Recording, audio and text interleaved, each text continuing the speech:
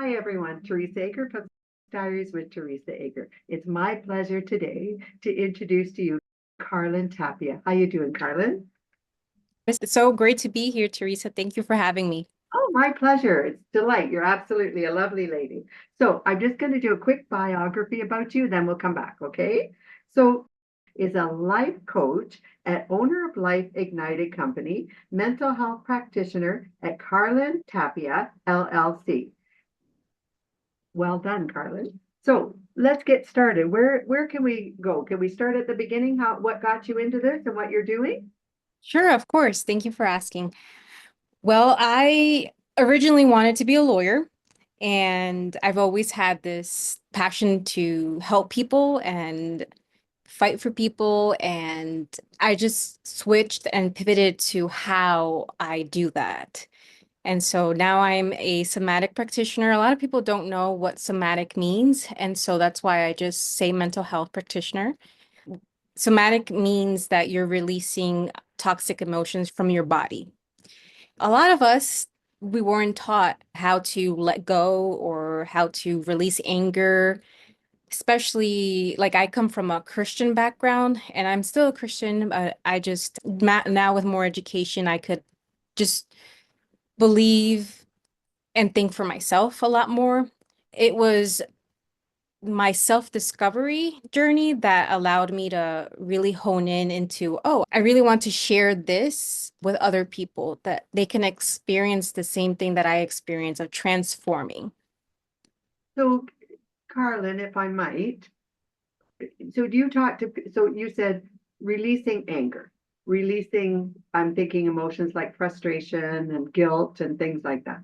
Right. Would it be trauma, perhaps from any age, I guess, from when you're a child all the way up? Or would it be grief counseling? What kind of areas do you work on? Well, more specifically, where do you target?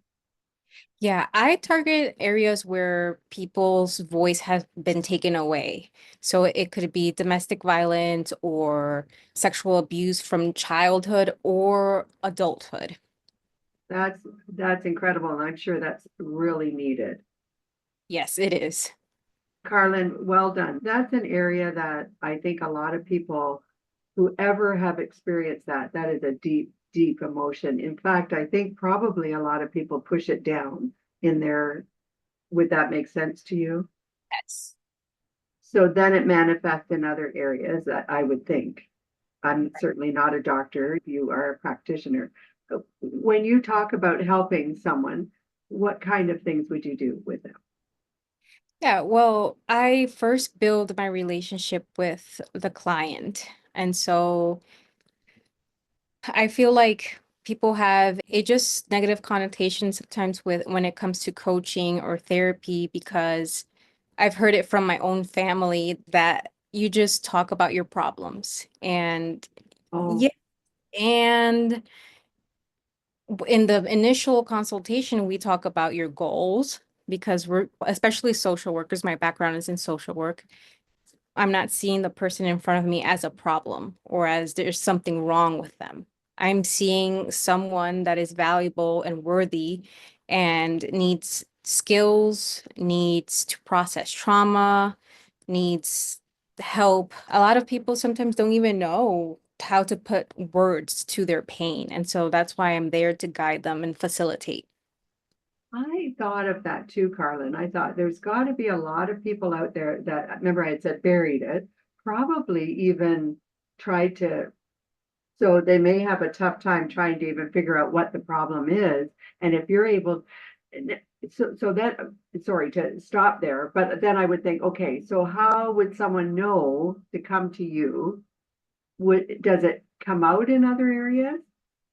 It does. I see a lot of people can't have a long-lasting relationship with a partner, or they don't have a lot of friends, friendships, community. Some of them don't take care of themselves very well. It manifests in every area of their lives. So I'm also thinking, Carlin, along with that, probably, perhaps, and again, I'm not a doctor, but addictions may come with that. Would you be dealing with that as well with some people? Oh, yes, yes. That's a way of people want to numb their pain and cope 3 times a day. Not necessarily, oh, addicted to alcohol.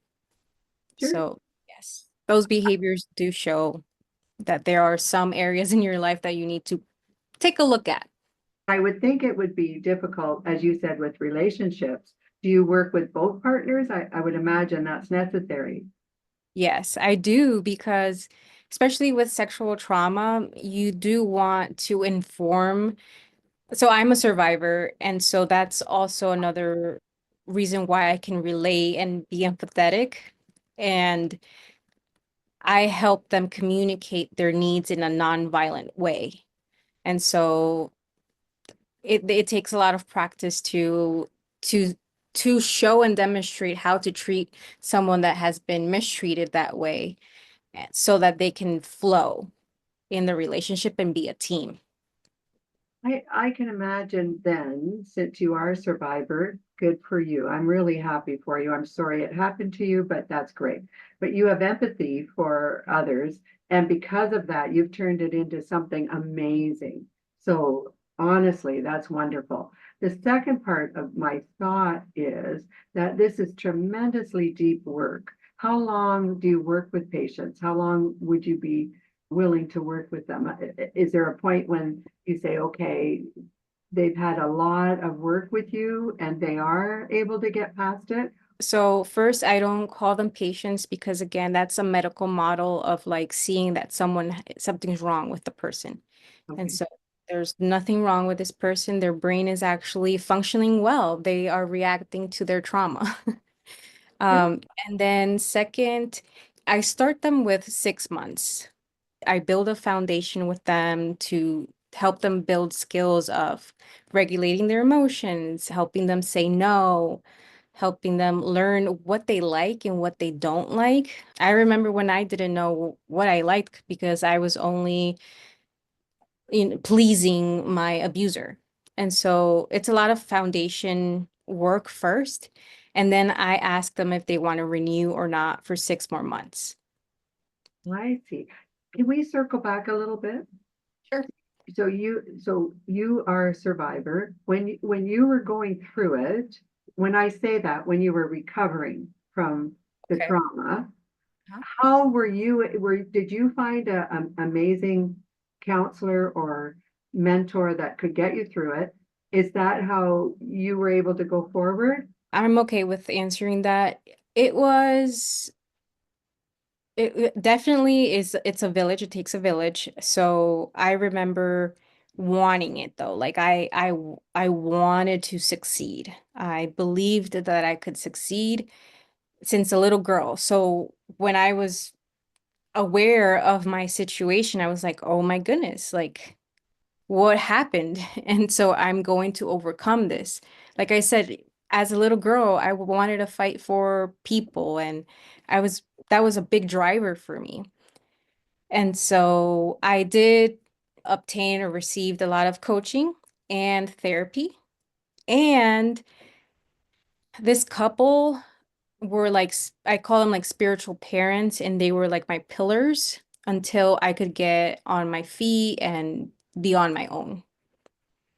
I would think that it's imperative, just as you just said, to have a safe place and a safe person to be able to express yourself and to say, this happened to me. So you would have to trust yourself and the other person that you're in a safe place and you're able to express yourself in all the ways you need to in order to heal. Would that make sense?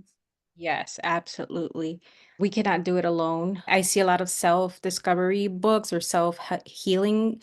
And yeah, it's good information, but at the end of the day, we are wired to do this kind of work with another human being that is safe, that is knowledgeable, that can help you if you escalate because you're in a flashback or you're releasing anger for the first time, that practitioner can help you de-escalate and help you regulate your emotions. If not, you're prone to do harm to yourself.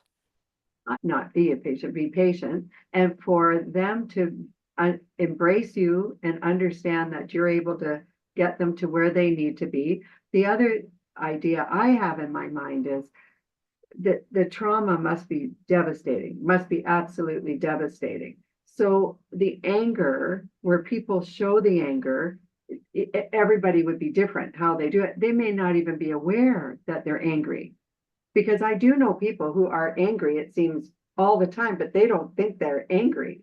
Mhm. You know what I mean? So Yes, I see it all the time. yeah, so your situation as a therapist for them is quite delicate. So well done. And I'm sure we need a lot of people like you, Carla.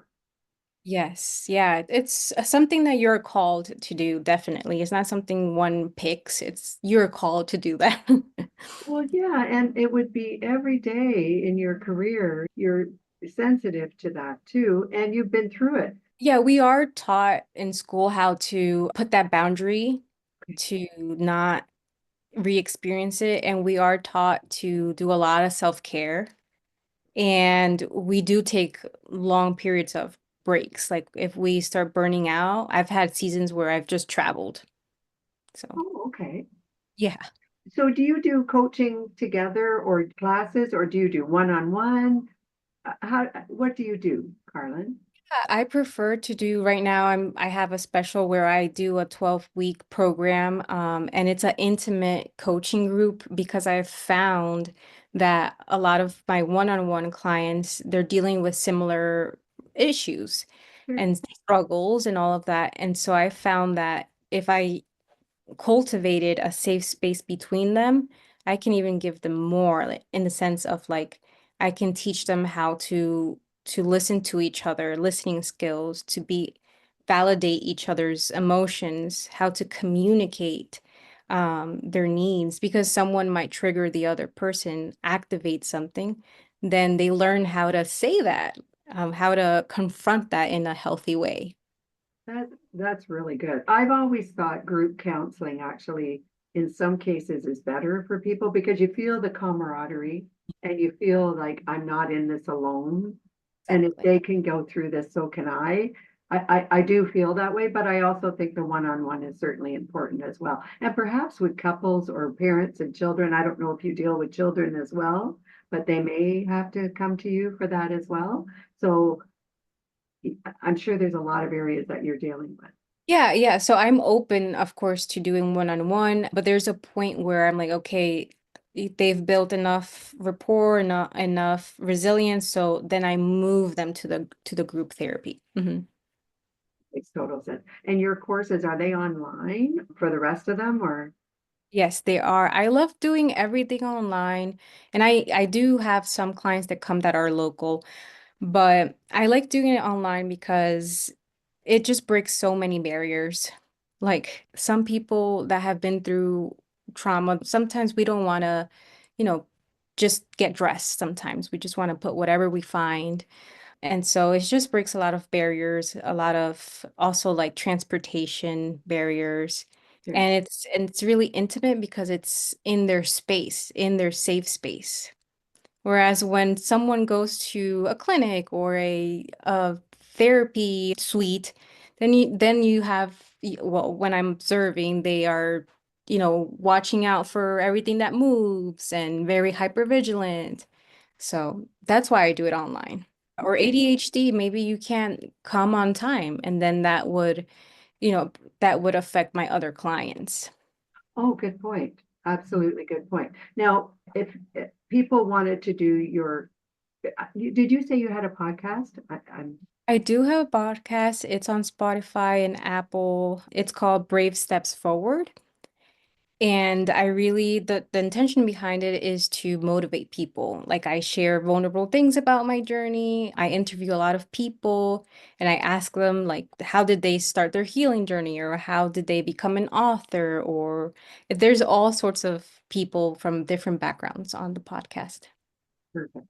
I'll make sure that your information's here so people can listen to your podcast and can reach out to you. If someone wanted to talk to you right now, let's say, what would be the best place for them to get a hold of you? Yeah, I'm mostly, to be honest, on Facebook because I've seen that Facebook just has people that are wanting to build relationships. quicker. And so my assistant is always monitoring the messenger, and during the day when I'm up, I'm also available and I make myself available because, well, that's like another story of just like I really want to be accessible and not like, oh, I messaged this person, but they get back to me 2 weeks, you know. I at least give them like a video to start with or something so that they can hang on to hope. Oh, that's excellent. And you're very kind and very warm, so I can see people would want to talk to you. Absolutely. Now, would some healthcare providers take care of your courses? Yes, anybody could take my class. Would like healthcare programs, would that be part of it? They can claim it, I guess, on their medical. Is that something Oh, that I see you do? what you're saying. No, I've moved away from that. Yeah, just for clarification. So I'm very biased, obviously, because I have a lot of knowledge, but insurances, in my opinion, don't really, they're outdated on what really works. Science is moving really fast, and especially in the mental health field. And it takes a while for them to make laws and approve new techniques and practitioners. And so a lot of the work that I do, sometimes they don't recognize it. It's going to take some time to for them to recognize it. Also, I would be limited in like I wouldn't be able to travel because we're licensed in one state. Oh, I see. Okay, I get that. So, Yeah, so yeah. I didn't know how it works because I'm in Canada as well and you're in the United States. So good to know for people calling in or needing your course.